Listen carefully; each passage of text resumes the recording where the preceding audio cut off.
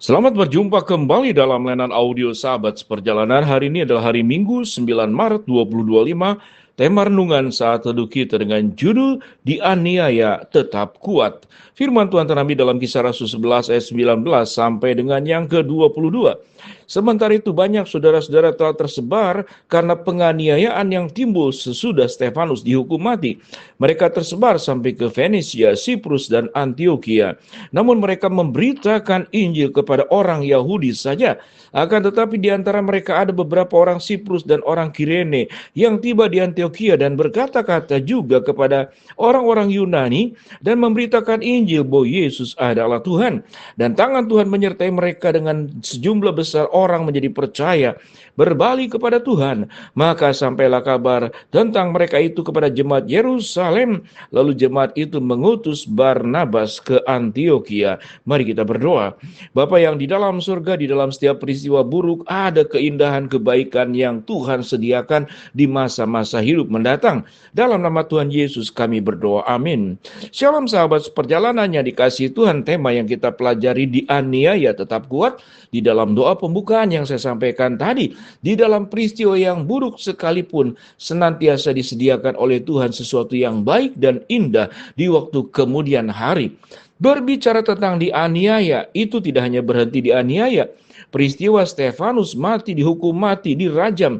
Itu adalah peristiwa yang sungguh-sungguh sangat luar biasa, memberikan trauma dan dampak psikologis. Kalau tidak berbicara tentang dampak spiritual yang sangat berat, yang menarik di dalam pelayanan daripada Barnabas dan jemaat-jemaat Yerusalem.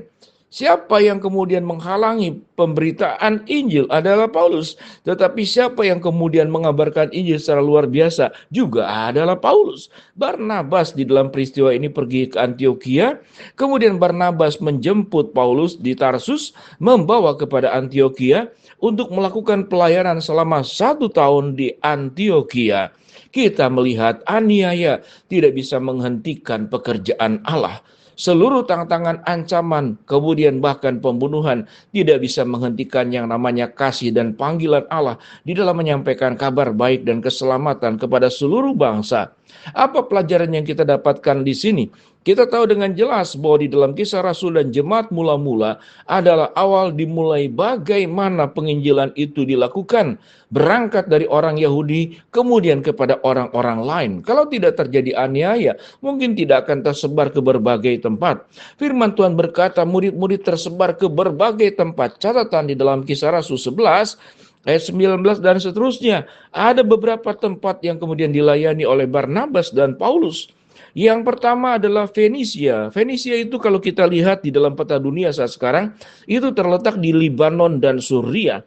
Kemudian ke Siprus. Siprus itu adalah pulau yang ada di Laut Tengah. Kemudian Antioquia. Antioquia itu sekarang adalah posisinya ada di Turki kalau saat sekarang. Bagaimana kemudian dari sanalah Injil tersebar ke berbagai tempat. Kalau kita berbicara tentang aplikasi apa yang kita dapatkan dari kebenaran firman Allah ini di dalam kehidupan kita. Peristiwa Stefanus dibunuh, dirajam, apalagi kalau kita sebagai saksi mata, itu menimbulkan traumatik. Dalam hidup ini kita akan banyak bertemu sekali tatkala kita mempercayai sesuatu, memperjuangkan sebuah kehidupan yang sesuai dengan kehendak Allah, lalu mengalami hambatan, mengalami kesulitan, mengalami ancaman, bahkan terjadi pembunuhan untuk orang-orang yang kita cintai. Biasanya kita trauma, lalu kita mundur teratur dan kita ganti haluan. Untuk tidak melakukan jalan yang sama, kita akan cari jalan yang lain. Tetapi murid-murid tidak demikian.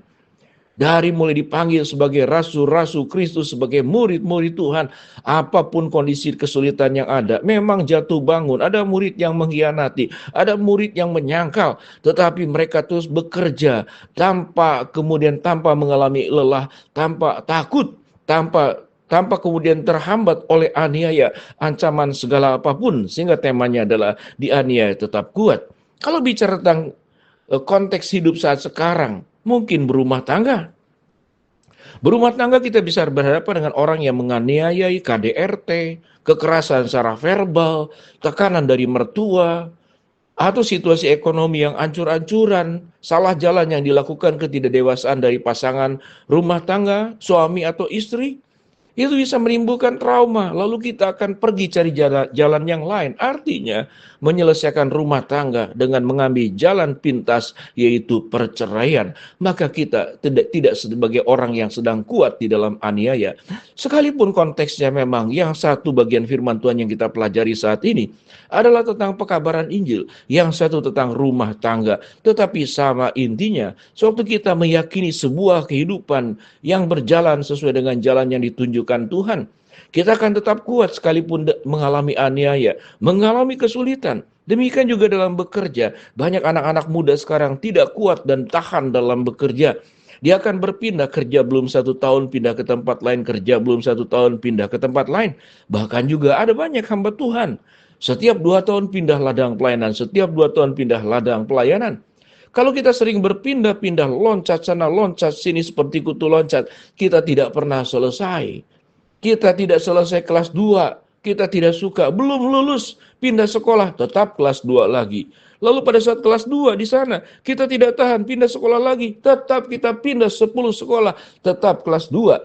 Kita tidak pernah naik kelas. Karena apa? Karena kita tidak pernah mampu melewati aniaya dengan kesungguhan, mengandalkan Tuhan, kerjakan bagian kita dengan sebaik-baiknya. Dalam kehidupan ini sahabat seperjalanan, sebagaimana pelayanan daripada Rasul Paulus, Barnabas, dan murid-murid yang lain, kematian, aniaya, ancaman, tekanan, baik dari negara, ke negara pada waktu itu, tekanan-tekanan dari para imam-imam besar, ahli Taurat, orang Farisi, tekanan lingkungan yang ada tidak menghambat mereka. Mereka tetap berjalan bersama dengan di jalan Tuhan, hidup dalam kebenaran, sehingga kita melihat bagaimana orang menjadi banyak percaya kepada Tuhan, banyak kemudian yang dimenangkan, tidak hanya orang Yahudi, tapi orang Yunani dan juga orang-orang lain, tersebar ke tempat-tempat yang semakin luas, ke wilayah yang semakin banyak yang dikunjungi. Kita melihat para pebisnis yang mengalami tekanan. Dia tetap dengan sungguh-sungguh bekerja, dengan tekun, dengan rajin, dengan jujur, dengan setia, dengan mengandalkan Tuhan. Maka dialah kita lihat orang-orang yang di dalam bisnis, yang hebat-hebat, melewati masa-masa sulit. Tapi mereka tetap teguh. Demikian juga mereka yang belajar, yang sekolah sampai tinggi, S1, S2, S3, banyak orang tidak suka mengalami begitu banyak beban-beban di dalam pendidikan. Kalau ingin mendapatkan gelar yang banyak, sekalipun tentu kehidupan yang jauh lebih penting. Tapi segala sesuatu perjuangan, tanpa sebuah usaha, tanpa kita punya daya tahan terhadap kesulitan, aniaya, persoalan, hidup, ancaman, kita tidak pernah naik kelas. Biarlah sahabat perjalanan, kalau kita boleh katakan setiap kita masing-masing, kehidupan kita harus selalu naik kelas, bukan berpindah-pindah sekolah. Kehidupan iman kita harus naik kelas, bukan kemudian mengeluh dan bersungut-sungut, menyalahkan lingkungan, menyalahkan orang lain, menyalahkan Tuhan. Kita tidak pernah mengalami sebuah kenaikan. Hidup tidak berbicara tentang kenyamanan, hidup tidak berbicara tentang kelancaran, tapi hidup berbicara tentang perjuangan, tetap kuat di tengah-tengah aniaya, tetap tabah di tengah-tengah kesulitan, tetap melewati sekalipun badai sebesar apapun. Kita akan menjadi orang-orang yang diberkati oleh Allah, dan kekuatan Tuhan senantiasa tersedia untuk kita sanggup melewati kesulitan seberat apapun. Mari kita berdoa. Bapa dalam surga, terima kasih buat kebenaran firman Allah yang kami pelajari. Hamba-Mu berdoa buat sahabat seperjalanan yang sakit, Tuhan jamah sembuhkan. Sahabat seperjalanan yang sedang menghadapi masalah, Tuhan bukakan jalan. Sahabat seperjalanan yang sedang berdoa mengharapkan sesuatu, Tuhan kabulkan sesuai dengan waktu dan rencana Tuhan. Jadikan kami menjadi orang-orang yang kuat dan tabah di tengah-tengah kesulitan hidup. Dalam nama Tuhan Yesus kami berdoa. Amin.